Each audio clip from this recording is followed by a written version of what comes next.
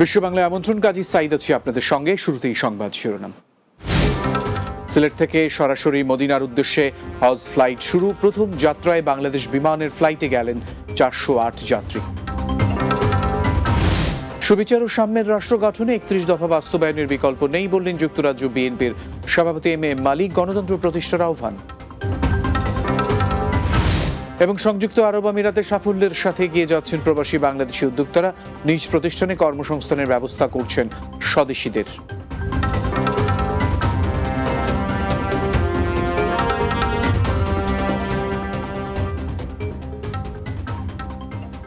শিরোনাম শুনছিলেন, চলুন বিস্তারিত খবরে।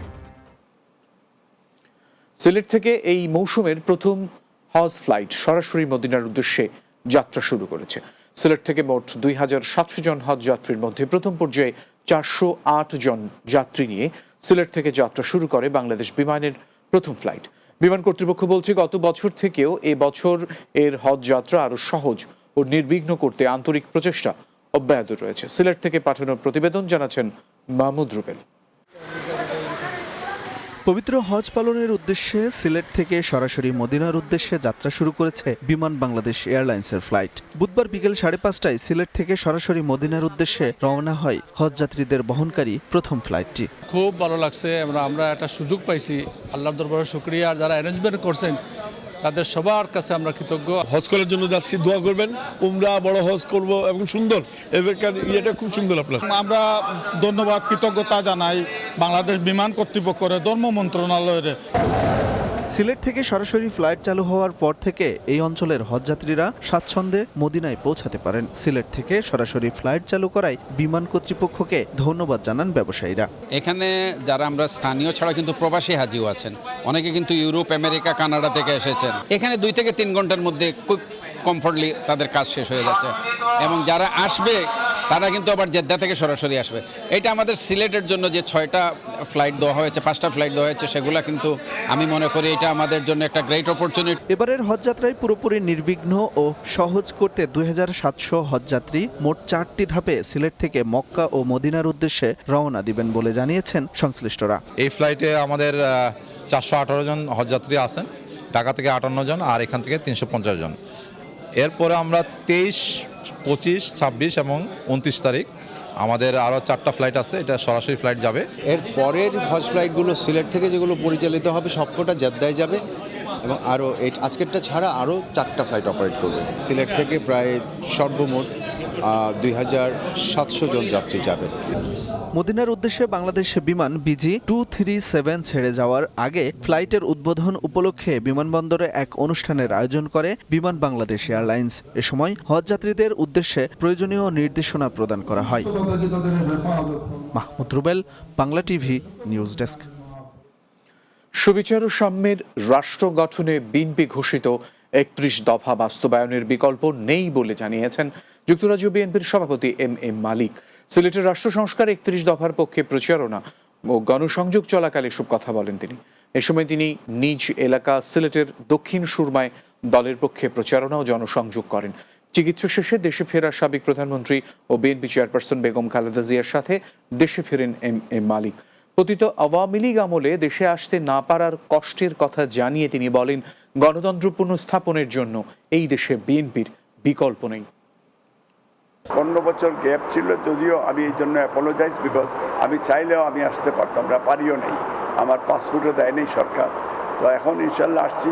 বাংলাদেশে এই যে 31 দফা কর্মসূচিতেও আছে রাষ্ট্র সংস্কার, মেরামত এবং ন্যায় নীতি স্টাবলিশ করার জন্য আমরা তাদের বিচার করব। তারা দুনিয়াতে না থাকলেও তার মরণোত্তর বিচার করব।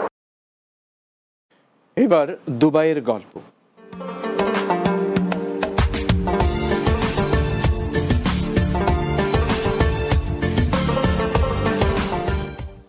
সংযুক্ত আরব আমিরাতে অবস্থানরত বাংলাদেশি প্রবাসীরা বিভিন্ন ব্যবসার সাথে জড়িত। কঠোর পরিশ্রমের মাধ্যমে অর্জন করছেন সাফল্য। এমনই একজন প্রবাসী ব্যবসায়ী আব্দুল মালিক। ফাইবার গ্লাসের মাধ্যমে পানির ট্যাঙ্ক, ওয়াটার ভেহিকলকে আমিরাতের অতি উষ্ণ আবহাওয়া এবং শব্দ থেকে সংরক্ষিত করে থাকে তার প্রতিষ্ঠান। আব্দুল মালেকের প্রতিষ্ঠানে কর্মসংস্থানের ব্যবস্থা হয়েছে প্রায় 1/2 প্রবাসী বাংলাদেশি। দুবাই প্রতিনিধি শেখ ফয়সাল সিদ্দিকী ববির পাঠানো তথ্য ছবিতে আরও জানাবেন মাহমুদ রুবেল। সিলেটের মৌলভীবাজার জেলার বড়লেখা থানার আব্দুল মোকরম আলীর ছেলে আব্দুল মালেক ভাগ্য বদলানোর স্বপ্ন নিয়ে ১৯৯২ সালে পাড়ি জমান সংযুক্ত আরব আমিরাতে। প্রায় ১৪ বছর ওয়াটার ভেহিকেলের ফাইবার গ্লাস প্রতিষ্ঠানে চাকরি করেন তিনি। এরপর তিনি গড়ে তোলেন নিজস্ব প্রতিষ্ঠান, নাম রাখেন বাংলাদেশ ফাইবার গ্লাস LLC। এরপর আর পিছনে ফিরে তাকাতে হয়নি আব্দুল মালেককে। বর্তমানে আমিরাতের একজন সফল প্রবাসী উদ্যোক্তা তিনি। 14 বছর চাকরি করার পরে আমি নিজে একটা কোম্পানি করি। আমার কোম্পানির নাম হচ্ছে, আমি চিন্তা করলাম যে যেহেতু আমি বাংলাদেশি, তাই আমার বাংলাদেশের নাম দিয়ে একটা কোম্পানি করি, তো আমি করলাম বাংলাদেশ ফাইবার গ্লাস LLC।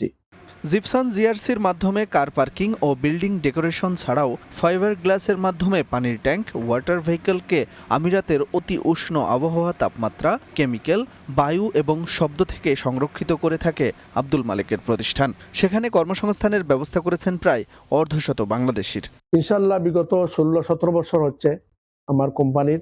আমার এখন প্রতিষ্ঠানের লোক আছে প্রায় 27 জনের মতো আছে। গাড়ি আছে 3টা, ড্রাইভার আছে 3 জন। ব্যবসার পাশাপাশি বিভিন্ন সামাজিক সংগঠনের সাথে জড়িত আছেন সফলেই রেমিটেন্স যোদ্ধা। আমি হলাম বাংলাদেশ আঞ্জুমানে আল ইসলাম আমিরাত সম্পূর্ণ কেন্দ্রীয় কমিটির উপদেষ্টা। ওই হিসাবে আমি 10-12 বছর থেকে আঞ্জুমানে আল ইসলামের সঙ্গে জড়িত আছি। Mahmud Rubel, Bangla TV news desk. বিশ্ব বাংলায় বিরতি নিচ্ছি, এরপর আরও যা থাকবে। ঢাকা ভাঙা এক্সপ্রেসওয়েতে বাস ও ট্রাকের সংঘর্ষে এক সৌদি প্রবাসীর মৃত্যু, নিহত বাবলুর রহমান যশোরের ঝিকরগাছার বাসিন্দা।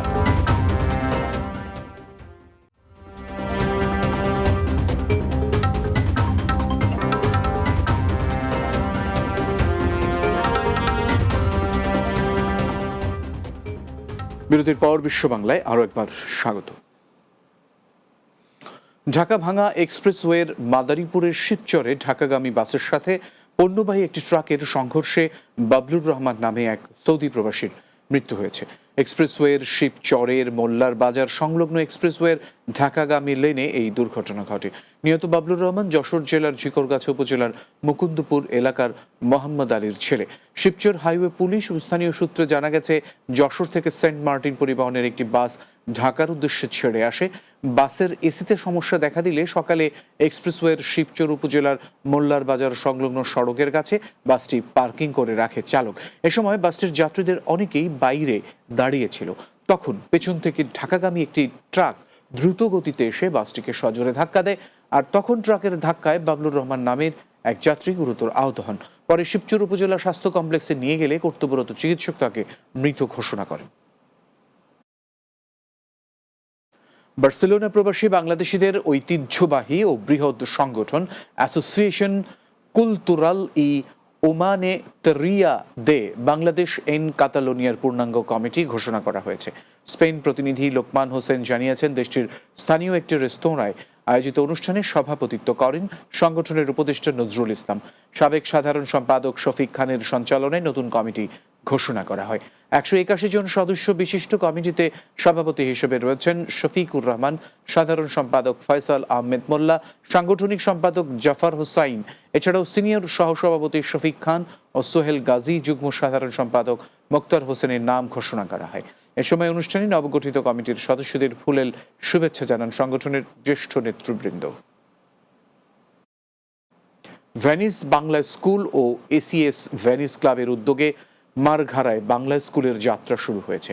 ভেনিস প্রতিনিধি সোহানুর রহমান উজ্জ্বল জানিয়েছেন, ভেনিস বাংলা স্কুলের সাংগঠনিক সম্পাদক মোহাম্মদুল্লাহ সোহেলের সঞ্চালনায় আলোচনা সভা শুরু হয়। এ সময় উপস্থিত ছিলেন স্থানীয় রাজনৈতিক, সামাজিক ও আঞ্চলিক সংগঠনের নেতৃবৃন্দ ও অভিভাবকরা।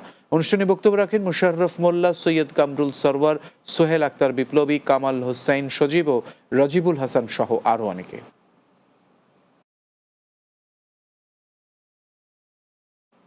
বিশ্ব বাংলা শেষ করব, তার আগে এক নজরে সবগুলো শিরোনাম জানাবো।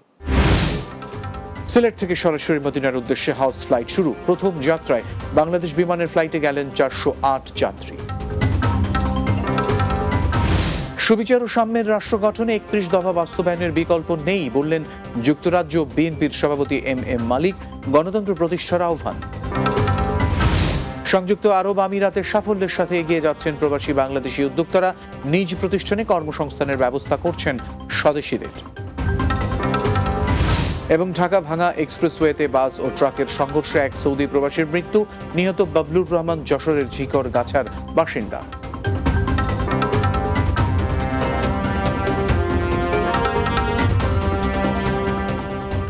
এই ছিল বিশ্ব বাংলায়। ধন্যবাদ এতক্ষণ সঙ্গে থাকার জন্য।